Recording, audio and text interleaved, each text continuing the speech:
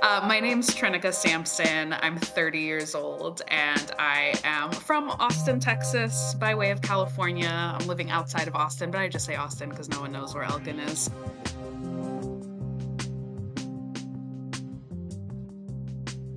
Yeah, I mean, when I hear resilience, I think, obviously it's surviving the things that you're going through, but also I think it comes with a lot of flexibility, which I think is a strong suit for me.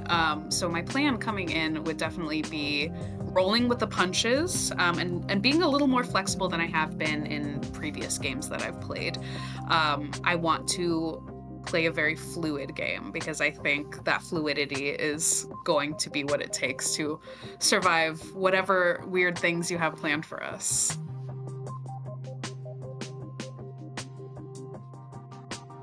For Survivor, in my opinion, challenges are the least important. I don't really care about them.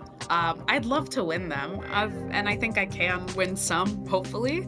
But honestly, I think that a lot of importance is put on challenges for a good reason. If you win challenges, obviously you're not going to have to vote someone out. But I also think that the most fun that I ever have in Survivor is when I'm in those situations where I've lost and I have to figure out what to do.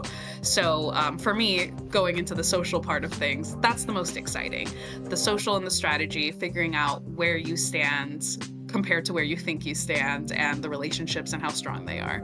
So social and strategic are the two that I care about personally. Challenges, bottom tier.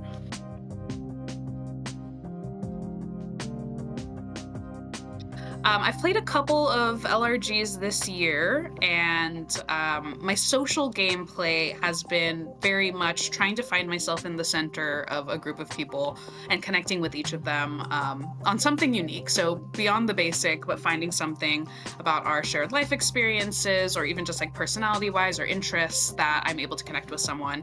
The goal is always don't be somebody who should be voted out, which is easier said than done. But I think if I'm able to ingratiate myself to someone and build a genuine bond, and if I'm able to do that with every single person in a group, then the likelihood of me being sent home is minimized.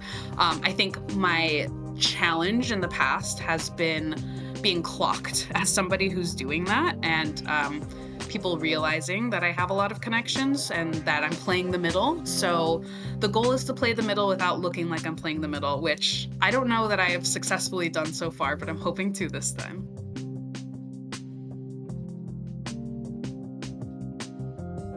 Oh, anything word related is a challenge that I feel very confident about. I work with words for a living, so word scrambles, any word puzzles, I would be very excited about. I'm not really a puzzle person. I think I'm often put on puzzles in these games because I wear glasses, maybe. I don't know. And there are a couple puzzles that I feel okay about, but I'm not the type of person who has played a bunch of like the puzzles that they have on Survivor and buys them and practices them every day. So word puzzles, I'd be super stoked about. If there's a gross eating challenge, which I don't think there will be, I'd be stoked about that too, because I've won that in the past. Those would be the two I'd be most excited about.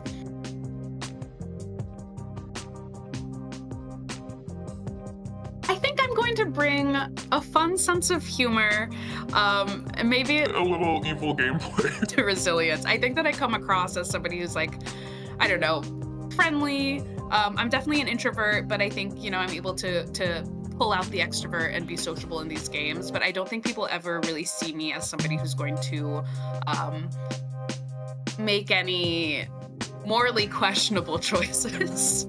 So I think that's something that I'd like to bring, and something that I'd like to improve on from past games. I want to lie more. I want to plant seeds of doubt and just straight up tell false stories and get the paranoia churning.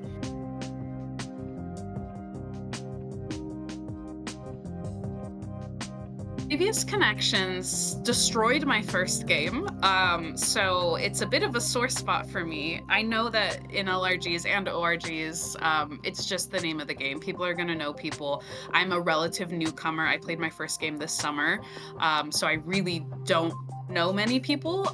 So it's always tricky coming into a game and not only having to deal with the relationships that people have but also figuring out what those relationships are because people aren't always going to be upfront about it. For me, I just try and take every game at a surface level. So I'm finding the people that I connect with, and if they're connected to somebody else, that doesn't mean I have to work with that person too. But if I do find out that people are connected, one of them's got to go because the ideal situation is my ally is the closest to me. If they have somebody else they're closer to, that person has got to go. Resilience. I'm on my way.